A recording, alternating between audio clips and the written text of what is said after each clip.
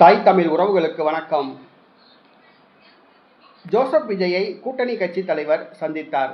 Joseph விஜயை அதிமுக கூட்டணி கட்சி தலைவர் சந்தித்தார் என்ற தலைப்பில் இந்த காணொலியை காண்கிறோம்.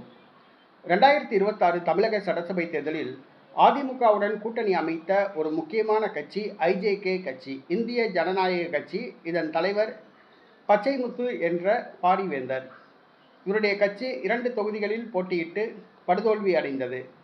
இவர் மிகப்பெரிய ஒரு தொழிலதிபர் ஆவார். கல்லூரிகள் நடத்துகின்றார், மருத்துவக் கல்லூரி நடத்துகின்றார், ஓட்டல் தொழில்கள் பண்ணுகின்றார், பல தொழிற்சாலைகள் நடத்துகின்றார். இவர் ஒரு முக்கியமான ஒரு தொழிலதிபர், ஒரு கோடீஸ்வரர் என்று சொல்லலாம். திமுகவுடன் ஒரு முறை கூட்டணி அமைத்து பெரம்பலூர் தொகுதியிலிருந்து வெற்றி பெற்று பாராளுமன்றத்துக்கு தேர்வு செய்யப்பட்டவர். பின்பு பிஜேபி பக்கம் சாய்ந்தார். தற்பொழுது நேற்று இரவு ஜோசப் விஜயை சந்தித்து பேசியுள்ளார்.